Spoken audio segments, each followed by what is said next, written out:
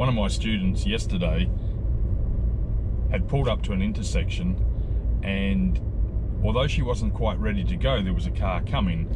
She started rolling the car a few centimetres.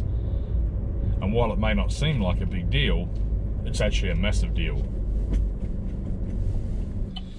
When sitting at an intersection, it's very, very important that you stay still and don't move the car. Very often I see people doing things like this, where they're kind of sitting still and then they may creep forward a little bit.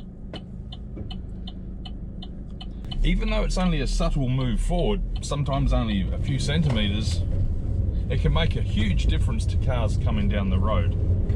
It can cause a lot of confusion to car drivers coming down the road, because they could potentially think you haven't seen them and you're about to start moving out of the intersection.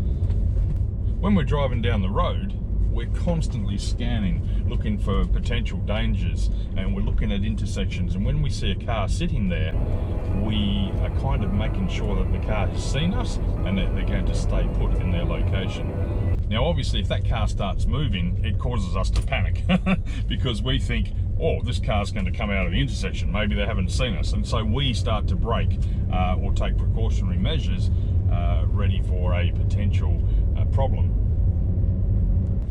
So when you're sitting at an intersection, make sure your car's completely stationary. Make sure your foot's on the brake, the car's anchored, you're not going anywhere until you're ready to actually leave the intersection.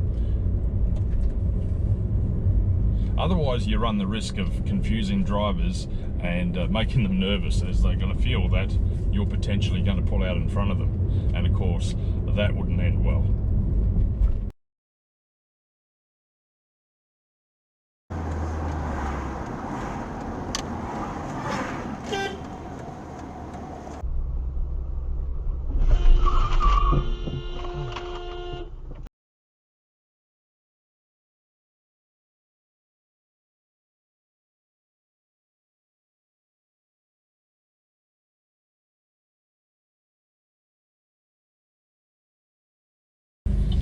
And the same is true when you're reversing the car. If you're pulling out of a driveway or a car park, hold the car still till you're absolutely ready to go.